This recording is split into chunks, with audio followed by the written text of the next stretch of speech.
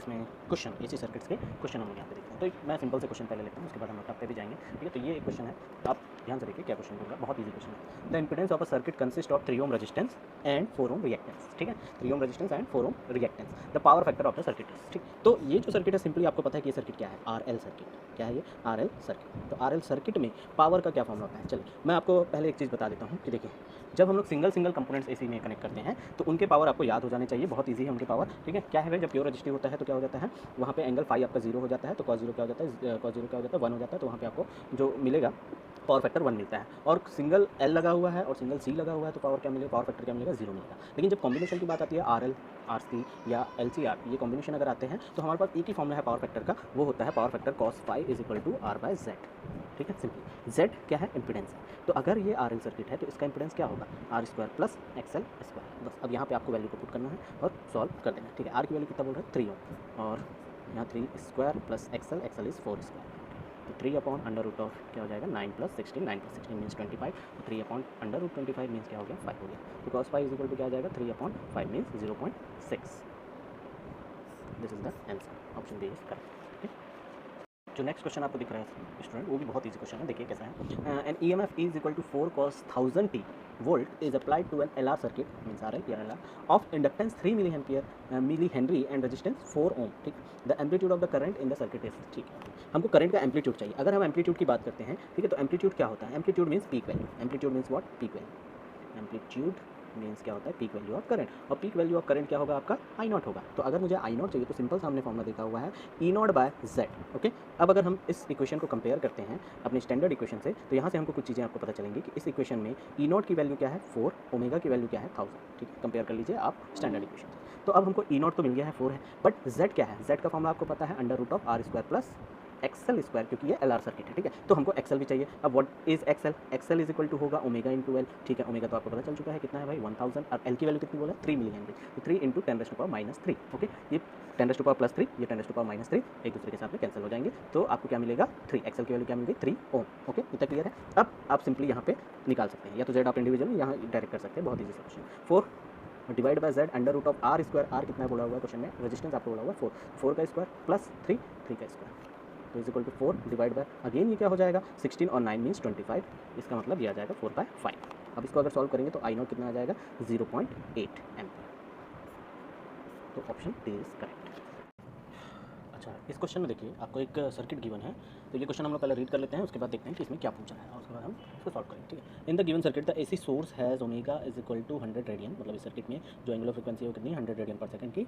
Considering the inductor and capacitor to be ideal the correct choices. ठीक है, मतलब इनका जो इंटरनल रेजिस्टेंस है इंडक्टर और कैपेसिटर का, अगर हम आइडियल लेते हैं तो उसको 0 लेंगे। ठीक है, रेजिस्टेंस नहीं होगा, रिएक्टेंस होगा, क्योंकि ये एसी करंट है। ठीक, तो देखिए ध्यान से, इस सर्किट में क्या है कि ये पैरेलल कनेक्शन है। क्या है, पैरेलल कनेक्शन है। अगर ये करंट यहाँ से जाएगी तो इस करंट को 2 रास्ते दिखेंगे, और जब भी करंट आपका डिस्ट्रीब्यूट हो रहा है, इसका मतलब क्या हो रहा है कि ये पैरेलल सर्किट है। तो देखिए, एक करंट यहाँ से पास होगी जो कि आरसी सर्किट आपको दिखाई पड़ रहा है, और दूसरी करंट जो है वो कि यहाँ से पास होगी जो कि आपको क्या दिख रहा है, एलआर सर्किट दिखाई दे रहा है, या आरएल सर्किट दिखाई दे रहा है। ठीक है, तो हम सिंपली जैसा आरसी का होता है और जैसा एलआर का होता है, वही डेरिवेशन से हम लोग ये दोनों करंट फाइंड आउट करते हैं, और दोनों करंट फाइंड आउट करने के बाद ये जो भी ऑप्शन आएगा उस पर हम लोग टिक करेंगे, क्योंकि इसमें हमको करेक्ट चॉइस करना है। तो ऑप्शन देख लीजिए क्या है, the current through the circuit is 0.3 ampere, the current through the circuit is 0.3√2 ampere, the voltage across 100 ohm resistor is 10 ohm, the voltage across 50 ohm resistor is 10 ohm. ठीक है, तो हम लोग वोल्टेज भी चेक कर लेंगे, 100 ओम के अक्रॉस क्या है और 50 ओम के अक्रॉस क्या है, और ये करंट भी हम लोग देख लेंगे। आई थिंक तो ये करंट से ही सॉल्व हो जाएगा। चलिए देखते हैं, जो भी ऑप्शन आएगा उस पर हम लोग चेक कर लेंगे। तो अगर हम देखें तो जो हमको अगर फाइंड आउट करना है I1 करंट, ठीक है, तो I1 करंट के लिए, फॉर I1 करंट आपको क्या मिलेगा, the circuit is RC circuit. ठीक, आरसी सर्किट में इंपीडेंस का क्या फॉर्मूला होगा, आरसी सर्किट में इंपीडेंस का फॉर्मूला होगा R square plus XC whole square. Okay, तो under root R square plus XC की वैल्यू अगर हम लोग देखें तो एक्सी जो होगा उसको हम बोलेंगे 1/ओमेगा c, और इसका स्क्वायर। ठीक, अब वैल्यू हम पुट करते हैं और इंपीडेंस फाइंड आउट करते हैं। तो अंडर रूट ऑफ आर की वैल्यू कितनी है, 100, तो 100 का स्क्वायर प्लस 1/ओमेगा, ओमेगा की वैल्यू कितनी बोला है, 100 रेडियन पर सेकंड। क्या बोला हुआ था, ओमेगा 100 रेडियन पर सेकंड। तो ओमेगा अगर 100 रेडियन पर सेकंड है तो यहाँ पे आ जाएगा क्या, 100 इंटू कैपेसिटेंस कितना है, 100 माइक्रोफैरेड, 100 इंटू 10⁻⁻⁶, क्योंकि माइक्रो, और इसका स्क्वायर। चलिए, तो z is equal to under root of 100 whole square plus ये आ जाएगा कितना, ये 40 और यहाँ से ये, तो ये हो जाएगा 10⁻⁻2 यहाँ से बचेगा, तो 1/10⁻⁻t मीन्स ये भी क्या हो गया, 100 का स्क्वायर। तो क्या दिख रहा है आपको, 100 कॉमन आ जाएगा यहाँ से, और अंडर रूट के बाहर आ गया तो बचेगा क्या, 100√2। तो जेड आपके पास क्या है, 100√2। अच्छा ठीक है, क्योंकि ये पैरेलल सर्किट है तो इस पूरे पे, ये पूरे जेड पे यही 20 वोल्ट अप्लाई होगा, यही 20 वोल्ट अप्लाई होगा, और ये AC टाइप का है तो ये RMS है। ओके, तो हमको IRMS क्या मिलेगा, I1 अगर हम लोग बात करें RMS वैल्यू मिलेगी तो ये होगा आपका 20 divide by Z। Ohm's law से आपको पता है ERMS डिवाइड बाय Z करेंगे तो 20 डिवाइड बाय Z की वैल्यू कितनी है 100√2, ये आ जाएगा कितना 5, तो ये आ जाएगा 1/5√2। This is the current I1, इस सर्किट के लिए करंट है। अब अगर हमको I2 चाहिए तो आपका जो सर्किट है वो कैसा बिहेव कर रहा है, RL सर्किट की तरह, RL सर्किट, ठीक। तो फिर यहाँ से हम Z पहले फाइंड आउट करते हैं, उसके बाद current impedance is equal to formula क्या है, R² प्लस XL स्क्वायर, तो ये R की वैल्यू है 50 square plus XL means omega L और इसका square is equal to Z is equal to, यहाँ 50 का स्क्वायर रहने देते हैं, प्लस ओमेगा की वैल्यू कितनी है 100, तो 100 और L की वैल्यू कितनी है 5,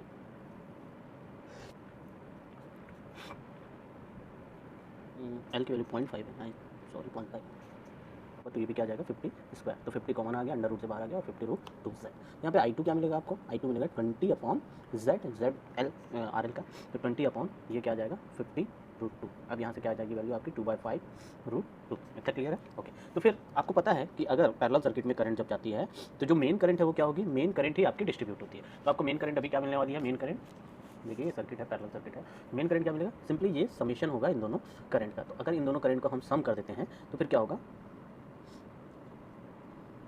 2/5√2, तो 5√2 यहाँ पे आ गया आपके पास LCM, और यहाँ से मिल जाएगा कितना 3/5√2 कर सकते हैं। क्या करें हम रैशनलाइज कर देते हैं, तो 3/5√2 इंटू √2 डिवाइड बाय √2, क्या दिख रहा है आपको 3√2 डिवाइड बाय 5 इंटू √2 इंटू √2 कितना हो गया 2 हो गया, तो 5 इंटू 2 कितना हो गया 10, तो ये सिंपल से आपको दिख रहा है 0.3√2। This is the main current. तो इस आंसर को अगर देखा जाए और हम अगर ऑप्शन को कंपैरिजन करें कि कौन से ऑप्शन में ये आंसर आता है करंट का, तो हमको मिलेगा कि ऑप्शन बी में ये जो आंसर है वो आपको दिख रहा है, ठीक है। The current through the circuit is 0.3, the current through the circuit is 0.3√2, तो हमारा ऑप्शन बी क्या हो जाएगा यहाँ पे करेक्ट हो जाएगा, और कोई चेक करने की जरूरत नहीं है क्योंकि हमारा ये आंसर आ चुका है। Thank you. अब जो क्वेश्चन आपको दिख रहा है उसमें देखिए क्या बोला हुआ है, an AC circuit consist of an inductor of inductance 0.5 henry and capacitor 8 microfarad in series. Okay, the current in the circuit is maximum when the angular frequency of AC source is, ठीक है। तो ये जो particular question है, ये question आपका LCR का नहीं है, ये क्वेश्चन है LC सीरीज कनेक्शन का, LC सीरीज कनेक्शन का ये क्वेश्चन है। अब LC आपने पढ़ा नहीं है, आप बोलेंगे कि बताया नहीं गया LC, कोई बात नहीं, आप R को हटा दीजिए तो ये LC कनेक्शन हो जाएगा। और LC सीरीज में भी रेजोनेंस की बात आती है, LC सीरीज में भी क्या होती है, रेजोनेंस की बात आती है। तो आपको बोला है the current in the circuit is maximum when the angular frequency is AC source, तो भैया करंट कभी भी मैक्सिमम की बात करेगा, आपको करंट मैक्सिमम की अगर बात करता है इसका मतलब क्या है कि आपका जो इंपीडेंस है वो क्या होना चाहिए, मिनिमम होना चाहिए। अच्छा, जब हम LCR सर्किट पढ़ते थे तो आपका Z मिनिमम क्या होता था, Z मिनिमम R के इक्वल होता था, लेकिन यहाँ तो R है ही नहीं, LC सर्किट में R है नहीं, तो यहाँ पे Z मिनिमम क्या हो जाएगा आपका 0 हो जाएगा, यहाँ पे Z मिनिमम क्या हो जाएगा 0 हो जाएगा। तो हमको क्या करना है, एंगुलर फ्रीक्वेंसी फाइंड आउट करनी, तो यहाँ Z मिनिमम 0 हो गया, बाकी ये है रेजोनेंस केस ही, क्या है ये रेजोनेंस केस ही है, ठीक है। तो रेजोनेंस केस के लिए क्या हमने डिफाइन किया है, XL इज इक्वल टू क्या होता है XC, ठीक है। और इसको जब सॉल्व करते हैं हम लोग तो omega L is equal to क्या आता है 1/ωc, या आपको जो रेजोनेंस फ्रीक्वेंसी मिलती है वो क्या होती है 1/√LC। तो बस आपको इसी फॉर्मूले में पुट कर देना है और ये आंसर आपको दे देगा। L की वैल्यू कितनी है भाई, L की वैल्यू है क्वेश्चन के अकॉर्डिंगली 0.5, ठीक है, इनटू कैपेसिटेंस है आपका 8 माइक्रोफैरड 10⁻⁻⁶, कैपेसिटेंस है 8 माइक्रोफैरड, तो omega naught is equal to क्या मिल जाएगा आपको, ये हो जाएगा, इसे मल्टीप्लाई होकर 4 हो जाएगा, तो 1/√4 इंटू 10⁻⁻⁶। 4 का क्या बाहर आने वाला है, 4 का 2 बाहर आएगा, और 10⁻⁻⁶ जब रूट से बाहर होगा तो होगा 10⁻⁻3, ठीक है, हो गया 10⁻⁻3। 10⁻⁻3 अगर आप ऊपर लेके जाते हैं, न्यूमरेटर में लेके जाते हैं, तो फिर ये क्या बन जाएगा 1000 डिवाइड बाई 2 मीन्स कितना हो गया ये 500 रेडियन पर सेकेंड, ठीक है। तो ऑप्शन देखिए आपके पास 500 है, हाँ 500 है, कहाँ पे है भाई 500 है ऑप्शन ए। तो बच्चों इसी के आगे जो नेक्स्ट क्वेश्चन है वो भी LCR सर्किट का है, हम इसको चेक कर लेते हैं। In LCR circuit the capacitance change from C to 2C for the resonance frequency to remain unchange the inductance should be change from L to this option, ठीक है। मतलब अगर आपके LCR सर्किट में कैपेसिटेंस को आपने चेंज किया C से 2C पे, ठीक है, लेकिन आपकी रेजोनेंट फ्रीक्वेंसी में कोई चेंज नहीं हो रहा है, तो L कहाँ से कहाँ तक चेंज होगा, L के चेंज होने का क्या रेंज होगा, या L कितना चेंज हो जाएगा, ठीक है, ये आपके पास ये आपको बोला गया। तो बहुत इजी है भाई, देखिए अगर मैं रेजोनेंस फ्रीक्वेंसी की बात करूँ तो पहले जो कैपेसिटेंस और जो इंडक्टर लगे हैं वो क्या है C और L और C लगे हैं, तो उस केस में रेजोनेंस फ्रीक्वेंसी क्या होगी आपकी 1/√LC।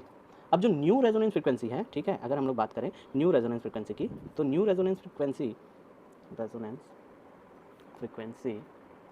ठीक है, वो क्या हो जाएगी भाई, मान लेते हैं इसको omega dash is equal to क्या होगा 1/√ऑफ, अब जो नई आपके पास वैल्यूज़ हैं उसको हम पुट करेंगे, तो omega dash is equal to क्या आ जाएगा 1/√ऑफ एल डैश, और सी की वैल्यू कहाँ से चेंज हुई है भाई, सी से कहाँ हो गया है, सी डैश जो नई वैल्यू क्या है 2c है, ठीक है। बट क्वेश्चन में क्या बोल रहा है आपको, क्वेश्चन में ये बोला है कि omega naught is equal to omega naught dash, क्योंकि रेजोनेंस फ्रीक्वेंसी तो चेंज ही नहीं है, ओमेगा नॉट इक्वल टू क्या हो गया है, ओमेगा नॉट डैश हो गया, तो ओमेगा नॉट की वैल्यू अगर यहाँ पुट कर दे 1/√LC इज इक्वल टू यहाँ पे आ जाएगा 1/√ऑफ एल डैश इंटू 2c, तो फिर आपको क्या दिख रहा है, LC is equal to L dash into 2c, इसको अगर सॉल्व करेंगे तो c से c आपका कैंसिल हो जाएगा, एल डैश की वैल्यू क्या आ जाएगी यहाँ पे, L dash is equal to आ जाएगा L/2। ये बहुत ईजी सा क्वेश्चन है आपके पास, कुछ भी नहीं है, तो हमारा ऑप्शन ए यहाँ पे करेक्ट हो जाएगा। तो नेक्स्ट क्वेश्चन जो है बच्चों, इसको हम लोग रीड करते हैं, क्या बोल रहा है इसमें, इसमें बोल रहा है कि L C and R represent the physical quantity, inductance, capacitance and resistance respectively, यहाँ कैपेसिटेंस छूट गया है, I am so sorry, okay, the combinations which have not the dimensions of frequency are, ठीक है, मतलब ये जो कॉम्बिनेशन बोल रहा है इसमें कौन जो है वो फ्रीक्वेंसी के डायमेंशन को कंटेन नहीं करता है, ठीक है। तो इस क्वेश्चन को अगर सॉल्व करना है आपको, ठीक है, हमको ये चेक करना है कि ये जो अपने को 4 ऑप्शन दिए हैं इसमें से कौन कौन से डायमेंशन जो है वो फ्रीक्वेंसी को रिप्रेजेंट कर रहे हैं और कौन से डायमेंशन फ्रीक्वेंसी को रिप्रेजेंट नहीं कर रहे हैं, ठीक है। तो अगर ये क्वेश्चन सॉल्व करना है तो हमको डायमेंशनल फॉर्मूले आपको पता होने चाहिए, देखिए क्वेश्चन किसी भी टाइप का आ सकता है, आपको डायमेंशन से रिलेटेड भी क्वेश्चन दे सकता है। चलिए इस क्वेश्चन को सॉल्व करते हैं। तो अगर हम डायमेंशन फॉर्मूले की बात करें तो पहला जो डायमेंशन आप देखिए, रेजिस्टेंस का डायमेंशन क्या होता है, रेजिस्टेंस का डायमेंशन होता है ML2T-3A-2, ठीक है। कैपेसिटेंस का डायमेंशन भी चेक कर लेते हैं, कैपेसिटेंस का डायमेंशन होता है M-1L-2T4A2 A², ठीक है, ये कैपेसिटेंस का डायमेंशन। और इंडक्टर का डायमेंशन क्या होता है, इंडक्टेंस का डायमेंशन होता है आपके पास ML2T-2A-2, ये इंडक्टेंस का डायमेंशन है, ठीक है। तो हमको इस क्वेश्चन के लिए क्या करना पड़ेगा, चेक करना पड़ेगा, ऑप्शंस को चेक करना पड़ेगा, तभी हम पता कर पाएंगे कि फ्रीक्वेंसी के डायमेंशंस ये आ रहे हैं कि नहीं, जो भी आपको ऑप्शन में दिए हुए हैं, ठीक है। तो पहला जो आपका है इसको हम चेक करते हैं, फर्स्ट वाला जो है, तो फर्स्ट वाला अगर चेक करें तो फर्स्ट 1/RC, चलिए तो इसमें हमको क्या करना है, डायमेंशन पुट करना है, ठीक है। तो 1/R, आर का डायमेंशन ML2T-3A-2, और इसके साथ मल्टीप्लाई क्या हो रहा है, सी का डायमेंशन, तो सी का डायमेंशन M-1L-2T4A2, ठीक है। अब ध्यान से देखते हैं, ये m है और ये M-1, ये कैंसिल होगा, ये L2 है, L⁻² है और L⁻², ये भी कैंसिल हो जाएगा, ये A⁻² है, ये A⁻+2 है, तो ये भी कैंसिल हो जाएगा। अच्छा, आपके पास क्या बच रहा है यहाँ पे, अगर मैं 1/RC का डायमेंशन देख रहा हूँ तो मेरे पास क्या बच रहा है, 1/, देखो ये T⁻⁴ है और T⁻⁻3 कितना बचा, 1/T। 1/T बोलने से ये क्या है, ये अगर हम इसका यूनिट देखें तो ये सेकंड इनवर्स, और सेकंड इनवर्स मीन्स क्या होता है, हर्ट्ज, हर्ट्ज मीन्स ये कौन सी फिजिकल क्वांटिटी, फ्रीक्वेंसी। तो ये ऑप्शन तो आपका फ्रीक्वेंसी का डायमेंशन है, तो ये तो नहीं होगा, इसमें बोला है जो फ्रीक्वेंसी का नहीं है वो बताना है, ठीक है। सेकंड चेक करते हैं, बी वाला, बी दिया है R/L, ठीक है। तो R/L अगर हम R का डायमेंशन रखते हैं ML2T-3A-2 और डिवाइड बाय L का डायमेंशन करते हैं, L का डायमेंशन देखिए क्या है ML2T-2A-2, ठीक। अब चेक करते हैं, ये कैंसिल, ठीक है, ये वाला कैंसिल, ये भी कैंसिल, ठीक है। M/M L⁻², L⁻², A⁻², A⁻², sorry ये -2 है, ठीक है। तो यहाँ देखिए क्या बचा आपके पास T⁻⁻3, और ये जब ऊपर जाएगा तो +2 मीन्स क्या आ गया, T inverse means again second inverse बोलने से क्या हो गया, हर्ट्ज हो गया, इसकी वैल्यू हर्ट्ज मीन्स क्या हो गया, ये फ्रीक्वेंसी, तो ये भी क्या आ रहा है, फ्रीक्वेंसी का डायमेंशन है। ओके, सी चेक करते हैं, तो सी वाला दिया हुआ है 1/√L/C, ये तो आपको ऑलरेडी पता है कि ये तो फॉर्मूला ही है रेजोनेंट फ्रीक्वेंसी का, तो ऑलरेडी फ्रीक्वेंसी है, इसमें चेक करने की जरूरत नहीं है, आप कॉमन सेंस लगा सकते हैं, ये आपकी क्या है, रेजोनेंस फ्रीक्वेंसी है ही है, तो इसमें आप चेक करने की कोई ज़रूरत नहीं है, रेजोनेंस फ्रीक्वेंसी, तो ये भी क्या है, फ्रीक्वेंसी का है, तो इसका मतलब क्या है कि डी जो होगा वो फ्रीक्वेंसी का डायमेंशन नहीं होना चाहिए, बट फिर भी हम इसको चेक करेंगे, C/L, ठीक है। सी की वैल्यू क्या है, dimensional formula M-1L-2 T⁴A2 divide by क्या करना पड़ेगा हमको, L ML2T-2A-2, चलिए ठीक है। अब इसको चेक करते हैं, M-1 और यहाँ पे M, तो ये कैंसिल नहीं हो सकता, L-2 यहाँ पे L⁻² है, तो ये भी कैंसिल नहीं हो सकता। अच्छा, तो हम क्या करते हैं, ये पूरी वैल्यू को हम ऊपर लेके चलते हैं, ठीक है। तो M-1 और ये M जब ऊपर जाएगा तो अगेन -1, ठीक है। L-2, ये 2 जब ऊपर जाएगा तो अगेन -2, T⁻⁴ और ये 2 ऊपर जाएगा तो +2 हो जाएगा, A⁻² और ये 2 ऊपर जाएगा तो क्या हो जाएगा, +2 हो जाएगा। अगर इसको हम लिखेंगे तो ये क्या दिखेगा, -2 L⁻⁻4 T⁻+6 A⁻4, क्या ये फ्रीक्वेंसी का डायमेंशन है, क्या ये फ्रीक्वेंसी का डायमेंशन है, नहीं है, तो हमारा ऑप्शन क्या होगा, D is correct, which is not the dimension of frequency. Okay student, तो नेक्स्ट क्वेश्चन हमको दिख रहा है, इस क्वेश्चन में हमको बोल रहा है कि एक RLC सर्किट है, LCR सर्किट है, जिसमें एक AC सोर्स लगा हुआ है और ये सीरीज कनेक्शन है। ओके ठीक है, तो जब इस सर्किट में से L को आप निकाल देते हैं, बाहर कर देते हैं, तो आपका जो फेज डिफरेंस होता है वोल्टेज और करंट का, वो होता है कितना, π/3, वो होता है π/3, ठीक है। अगर आप L की जगह C को रिमूव कर देते हैं, C को बाहर निकाल देते हैं सर्किट से, तो जो फेज डिफरेंस होता है वो अगेन π/3 आता है, तो हमको निकालना है power factor of the circuit. ये 4 ऑप्शन आपको उसमें गिवन है, ठीक है। तो हम लोग सॉल्व करते हैं। देखिए सॉल्यूशन में आपको पता होगा कि LCR सर्किट में हमने फेज डिफरेंस का डेरिवेशन किया था, फेज डिफरेंस का फॉर्मूला क्या था, tan phi = XL - XC / R। तो इसका पहला केस हम लोग देखते हैं, केस 1 जब L क्या हो जाता है, रिमूव करते हैं, L रिमूव, ठीक है। तो उस केस में क्या होगा, ये सर्किट कैसा हो जाएगा, L को आप यहाँ से रिमूव कर दीजिए, ठीक है। तो आपके पास tan phi = क्या आ जाएगा, XC / R, tan phi क्या आ जाएगा, XC डिवाइड बाय R, है ना, अगर L को हम रिमूव कर देते हैं तो सिंपल सा एक फॉर्मूला आ जाएगा। अब आपको बोला है कि जब ऐसा होता है L रिमूव होता है तो जो फाई है, जो फेज डिफरेंस है वो कितना हो जाता है, वो हो जाता है आपका पाई बाय 3 मीन्स 60 डिग्री, और ये हो गया XC बाय R। तो tan 60 कितना होता है, √3 is equal to XC by R। ठीक, ये पहला हो गया केस। अब हम सेकंड केस की तरफ चलते हैं। सेकंड केस में आपको क्या बोल रहा है, case 2 when C is remove, case 2 when C is remove, अगर C को आपने क्या किया, बाहर निकाल दिया सर्किट में से, तो tan phi जो फॉर्मूला बनेगा वो क्या बनेगा, XL डिवाइड बाय R, क्योंकि C तो आपने हटा दिया, तो इस वाले फॉर्मूले से हम लोग C को हटा देते हैं, क्या आ जाएगा, XL बाय R आ जाएगा। ओके, अगेन आपको फेज डिफरेंस क्या मिल रहा है, 60 degree is equal to XL by R, तो फिर 60 डिग्री मीन्स क्या हो गया, √3, और ये हो जाएगा XL बाय R। तो अगर इस वाले फॉर्मूले को मैं इक्वेशन 1 दूँ और इस वाले फॉर्मूले को अगर मैं इक्वेशन 2 दूँ, ध्यान से अगर देखें तो दोनों के ही इक्वेशन में क्या है, √3, और यहाँ पे भी क्या है, √3 और √3, तो दोनों को मैं इक्वेट कर देता हूँ, equating equation 1 and 2, equating equation 1 and 2, अगर हम दोनों को इक्वेट करेंगे तो मिलेगा हमको XC by R is equal to XL by R।